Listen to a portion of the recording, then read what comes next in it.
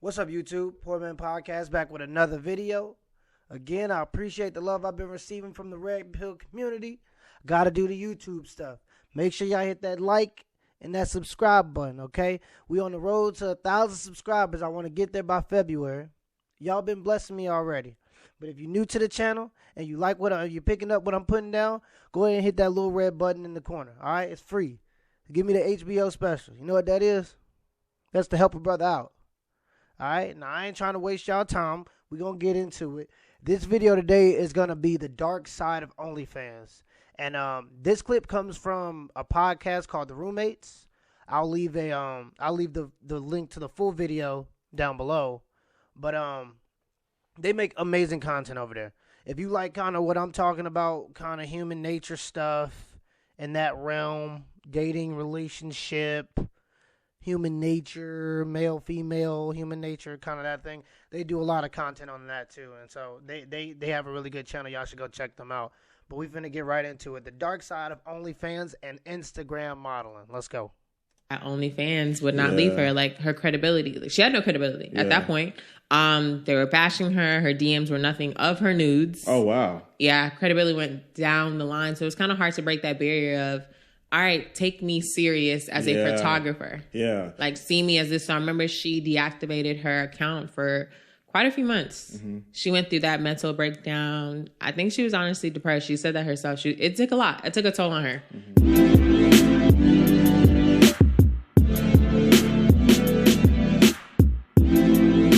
What is the balance between sex sells and not wanting to portray yourself as a certain kind of girl? Like, what is the balance? And what I mean by that is like an OnlyFans girl and a So it's model? like, let's say you want to work for Vanity Fair, you want to work for Vogue, you want to be on these covers of these magazines, right? So you're right, like your image matters, right? So you don't want to be like, okay, just this, Magic City, stripper type girl. Like, you want to have universal appeal to work with all these companies. But one thing that on social media is that sex sells. Mm-hmm. And the more provocative image you post, that's where you get the views, and that's where you get the likes. Well, it depends, because I've seen that too. I remember there was which I don't like when girls shop. Well, sex always sells. That's the first business in humanity, okay? There was this test with these monkeys. They were kind of introduced to a currency, which was like a food. It was like a snack that they would give them. They would give them a certain amount. They would give them all one. It was something like, okay, they would bring a wood chip or something that was symbolized. They learned that when they brought these wood chips, the researchers would give them a snack. So they treated these wood chips or whatever the item was, I don't remember in particular, like a currency where they could go to the store, which was where the researchers were, and buy a snack. All right. They taught these monkeys this kind of technique. And the first thing that the female monkey started doing was to get more wood chips, they would have sex with male monkeys. And male monkeys would bring wood chips to them to have sex. So it's literally, and it's always this thing. You believe in evolution, religion, whatever you may believe in. Sex was always the first business, all right? And sex is always going to sell. But let's continue to go. I think things are in competition. But there was a girl and she really messaged me this, and she was just like, that's why my page blew up faster than yours, is because I posted half naked pictures, this and that. She told you that? Yeah. And really? It was really crazy, because it was just like, even for me, I was like, that's cool that's great. Your followings are growing, but like, me personally, what I'm trying to brand myself as and the networks I want to work with, that's not what they go for. And even if I don't have the amount of following yet, like, I know that eventually I'm going to get there, and I'm going to keep going until I get there. But I don't feel that I have to be butt booty naked or bent over just to get attention. That's cool that it does work for some, but for me, like, that's just not something that I wanted.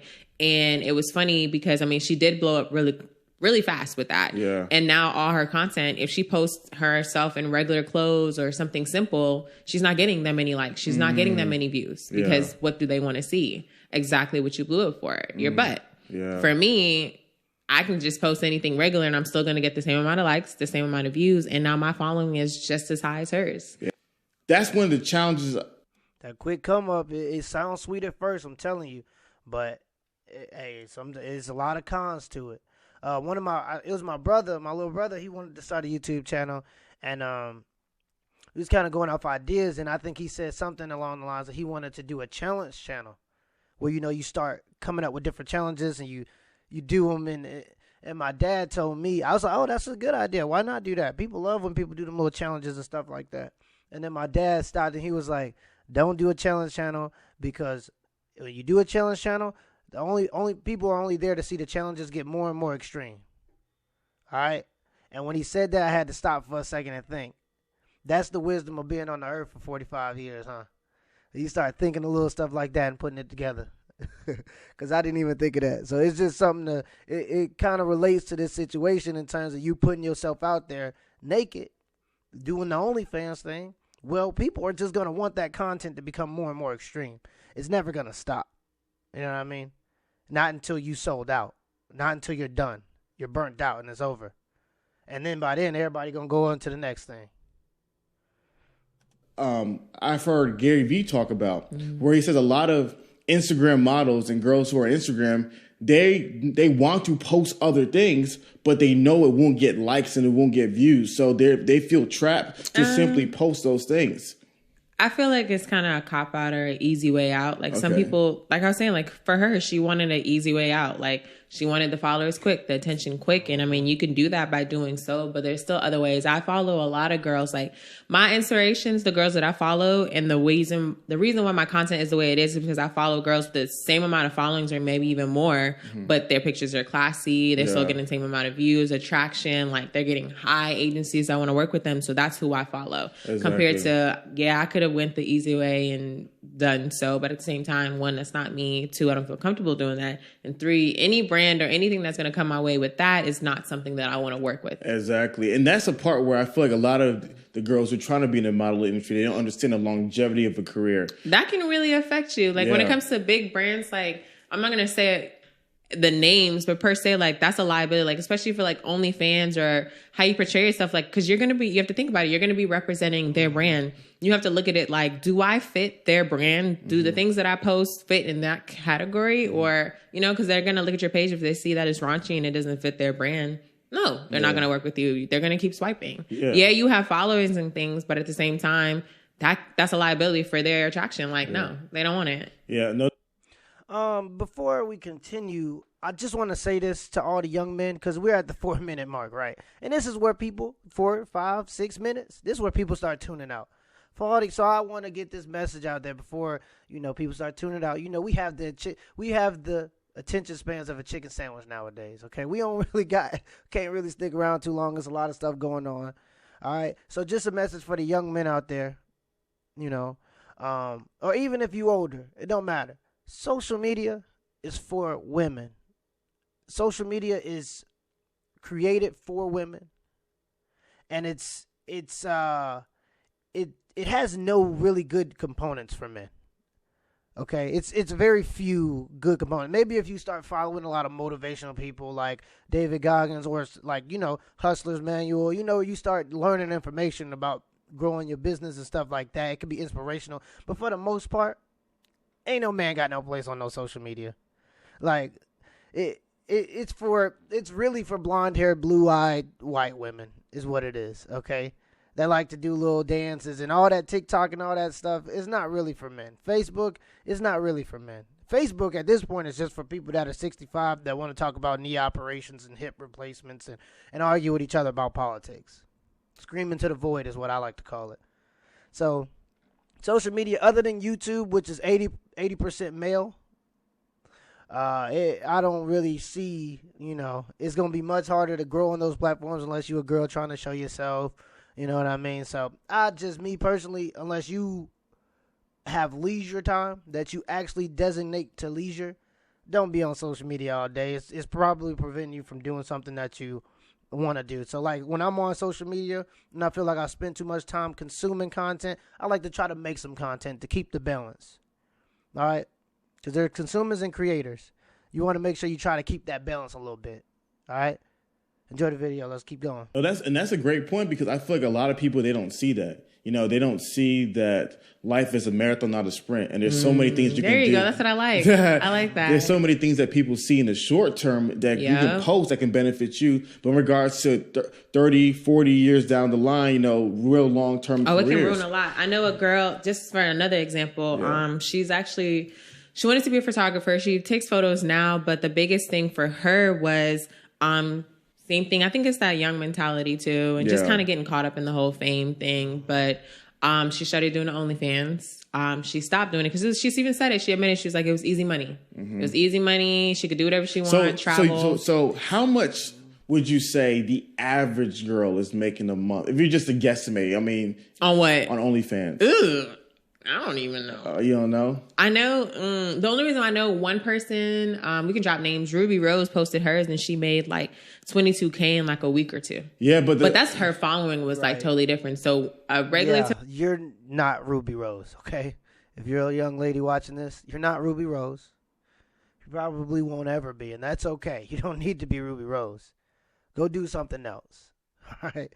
Go do something else, because OnlyFans is preying off of young women in their promiscuous years, thinking that it's okay to sell themselves out. Okay, that's what, and they're banking off this whole woman empowerment thing. They're letting you think that there's no risk, there's no long-term effects of this OnlyFans thing. It doesn't matter what men think. Okay, because you're an independent woman is what they're trying to sell you. One day, I'm telling you now, the day is going to come where you want to start taking life a little more serious and you want to start settling down. Unfortunately, what you do in your past is going to affect your future. I don't know why I be having to say that sometimes, but it sounds like people don't understand that what you do in your past is going to have real life consequences in your future. So if you choose to do that in your past, don't be calling men bad men, because in the future, don't none of them want to date you. Don't none of them want to commit to you. Don't call them bad men then, okay? Just hear me out. Heed that warning, I'm telling you. I done seen a lot of people already regret it. Typical girl, I don't really know. Yeah, and then we can even talk about that, because what happens is that a lot of girls will show that they made this money in a month, and that's because they just opened their OnlyFans. After that, it definitely, because of course the hype, like guys are going to be like, oh my God, I wonder what she's posting on there. So they click it, and then after that, to keep them, you have to start doing more. Mm-hmm. More and more and more. Like I've heard that too, where girls are just like, I can't do it anymore. It was just like those challenge videos. Got to keep doing more and more and more. Like, I thought it was going to be easy money. It was the first month, but it's because of that attraction. Like they want to see what you're posting, and then they get used to it. Like, oh, it's probably the same stuff that you post on Instagram. Or at that point, they're like, okay, I already seen this. Like I want to see. So basically you're saying the guys are wanting edgier and edgier and edgier content from these OnlyFans girls. Definitely. But then the challenge is like, once you're branded as an OnlyFans girl, it's harder to get out of. Same thing like what I was saying with her. Easy, quick money. Then she realized like guys wanted more, and that's not something that she wanted to do. And I'm like, yeah, that's a whole lifestyle that you have to pretty much become. And if that's not you, then it's not going to work for you. So she was just like, her real passion is photography. She started doing photography, but that OnlyFans would not leave her. Like her credibility, like, she had no credibility at that point. This day and age, it's going to be real hard to hide what you put on the internet. Okay? Companies, people who want to, employers are getting better and better at searching and doing all these background checks and deep searches on your internet history.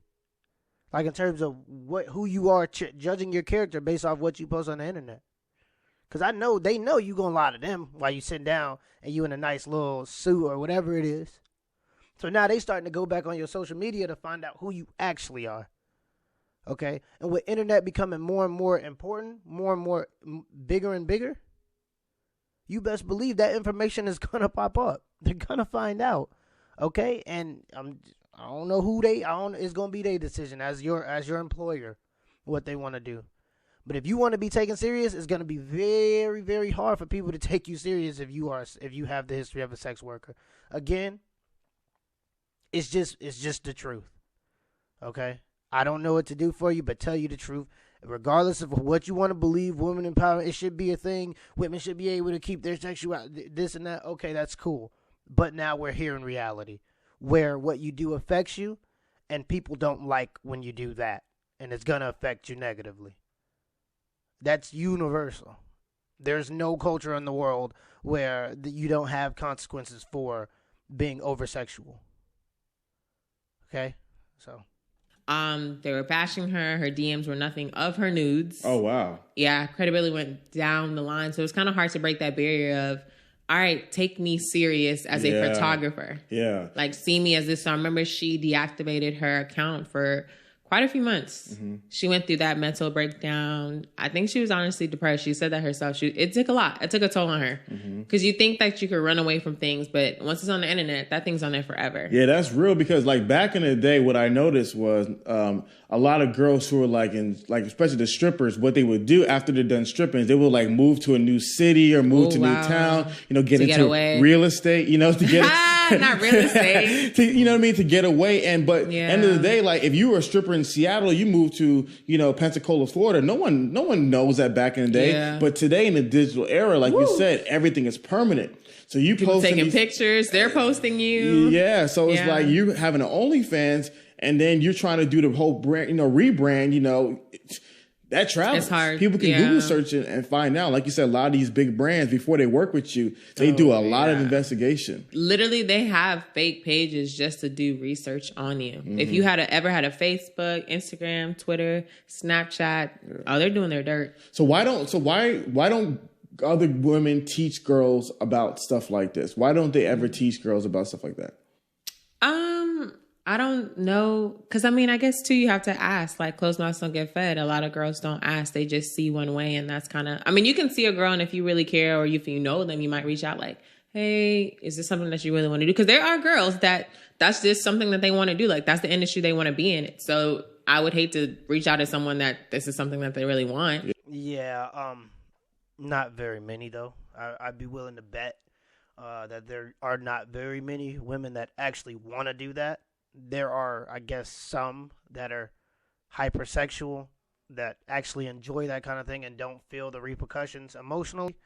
But most women, they're doing it out of desperation. They're doing it out of pressure, and they're doing it because they feel like they have social approval to do it. Okay? It's not gonna be something that they know it's not gonna last long term, but they're willing to do it because nobody's there to tell them that that's not the appropriate way to take. Yeah, I normally necessarily don't say anything unless someone comes to me for advice, hey, I actually want to take this. Also, most women, like I said, do feel some kind of emotional attachment to their sexuality. Okay, regardless of how many women say it. Most women, when they go out and they do their dirt and they have to live with themselves the next few days, they feel a thing. Most of them. There's something there where it's usually a little bit of guilt. It's usually a little bit of, okay, that wasn't good. But with social approval, you can do anything nowadays, right? To start doing this, and I'm and they might bring up okay, I've been doing stuff like this, and I'm if you're really looking to do this, maybe we shouldn't. But other than that, it's not really a platform, I guess, people to ask. Because that's my big thing. I remember there was back in the day, I used to love video vixens. I love them. And I remember one of my favorites was on a podcast years later, and she's one of those girls who were really popping in 2000, and she was talking about the industry, how the industry takes these young girls, they use them and then they throw them to the side. Throw them right back out to the streets. And so to me, it was and then you have so many girls who are unaware of this story. They're still falling into these same traps that the girls before them fell into. So I was I wonder why more women don't have platforms and podcasts and shows to warn some of these girls about these plagues of the industry, because a lot of these girls are, like you said, they see the bright lights, they see followers, they see the excitement, and they're jumping head deep, and they're not realizing that there are real consequences. Yeah, I've heard a lot of stories. I've heard a lot of girls come to me with some crazy stories, and honestly, I can't even lie. I've been there, done that. Same thing. When you get into the industry, you see the lights and it's all right, cool. This.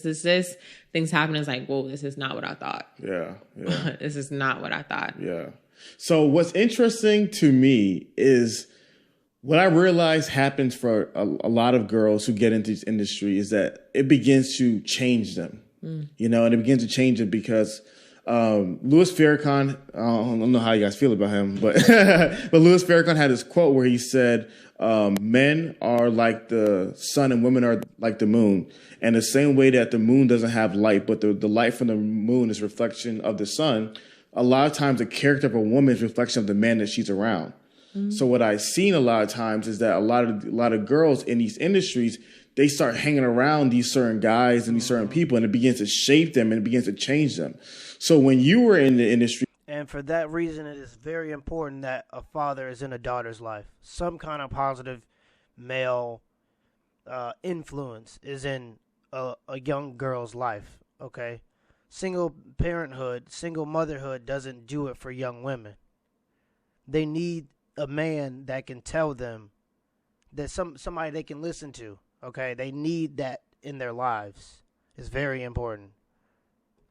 When you were like really, you know, with the movers and shakers in Atlanta, did you see yourself being changed, or do you feel like you remained constant throughout the process? Throughout the process, I felt like I do believe that where you kind of become who you hang around. Yeah.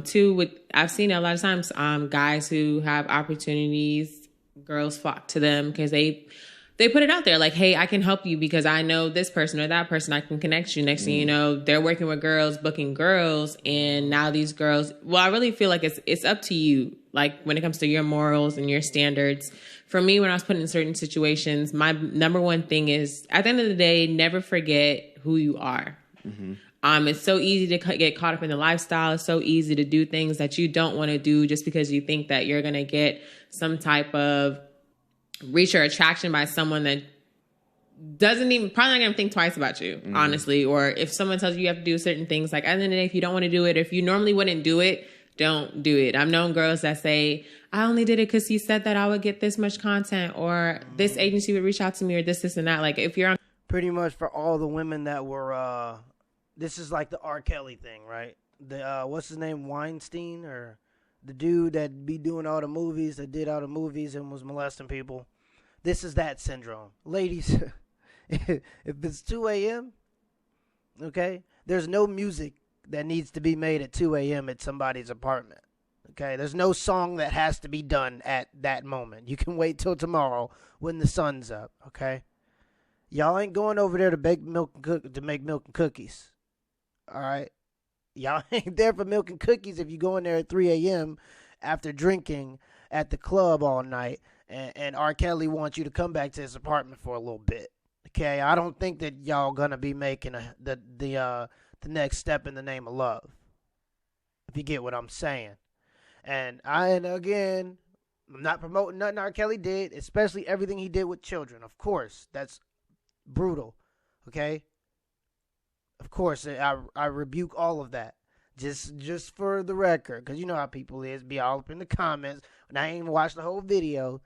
They want to say stuff. So I got to rebuke R. Kelly and all his actions. But I'm just saying, be smart. Put yourself in decent situations. If it's 3 a.m., y'all not going to make milk and cookies. All right? Uncomfortable, it's okay to say no. I've said no like a lot of times. And I feel like a lot of times people are afraid to say no because not only don't they not maybe come from something. So what are these guys asking you guys to do? Let's see. I've heard crazy stuff. I know for me personally, like when it came to me, when I said I was doing music videos and I already knew I didn't like music videos. I didn't want to be a video vixen. There's nothing wrong with being a video vixen. I just know for me, that wasn't something that I wanted to do. Mm-hmm. But I said, hey, I'll try it out just to see. Yeah. Just like the whole dancing or maybe doing like provocative things or like I know sometimes on set like they'll want you to smoke with them, they want you to drink with them just to get the vibe, and the girls would be like, I don't really want to, but I mean I don't want to say no and it looks bad, and it's like, no, if you don't want to do it, don't do it. Like if we're working, at the end of the day, this is business. I am on set, I am working. Like this is not a party, I'm not at a club, I'm getting paid at the end of the day. Like I need to make sure that I'm content and I'm stable and I know exactly what's going on. And I've heard things where they'll get the girls drunk. Next thing you know, the video's over and they're still partying and Lord knows what. I was abusing. They like cut and they still turning up. Yeah, they're still going. To me, but it takes a lot of like confidence too, and just knowing the business. Like for me, I know when I'm on set, like I'm here to work. Once my timer's up, I'm gone. And that's something that I've noticed happens a lot in Atlanta. You know, like you said, when they get into these environments, it's like it really blinds them, and they, like you said, they lose themselves. You do, and you they can, and they forget, like, and then like a lot of times, just like, and they want the image. A lot of times when you see things, like when you come from something where you don't have that, and you're around people that do, you're gonna probably, most likely, depends on who you are as a person, do anything possible to either get into that lifestyle, and once you're in that lifestyle, now you're trying to stay in that lifestyle, and now you lose your morals a lot of the times. Unless you're a smart way and you might do a business or whatever the case may be, invest. Some people do that. It does happen. But a lot of times it's just, no, they get caught up in that whole lifestyle. And it's just like, well, I want to continue living like this because I love this lifestyle. I love the things that I'm getting. I love the experiences that are coming my way. Like, I want to keep up with it. So they do things that they might not typically normally do. But that was great. Okay. I really appreciate Kim Sandy. That's her name. I really appreciate her for coming on The Roommates and giving this spiel. I think this is important for a lot of young ladies to hear, especially in these years where they think that it's okay to be, promiscuous. She's done what appears to be a good job at keeping her integrity. And you'll find that you'll make more money. The money will come. Everything that you want will come if you keep your integrity. Of course, if you compromise, it'll come faster maybe, but so will the depression. Okay? So will the down. Okay? When you go up that quick, there's going to be a huge drop. You're going to fall off the table. You're eventually going to fall off the table. So the fact that she's keeping her integrity in a business where it's very easy to be compromised, that shows a lot of character. This is a woman that from what I've seen in this interview, this is a woman that men should be trying to attract. Okay? She seemed like she got her head screwed on straight. She ain't just falling for any willy-nilly, any dude with money, any dude with promises. She's smart. She on to the game. She know what men do. I can get you this, baby. I can do this for you. If she looking for a husband in the future, even though she's an Instagram model, she's doing it in a way that won't affect her negatively in the future if she wants a husband. From what I'm seeing, from what I'm hearing. I ain't seen her page and nothing like that. I ain't finna go all the way into that. But it's just refreshing to hear a young lady that know the game, that's trying to help out with younger ladies. You know what I mean? Yeah, y'all. Till next time.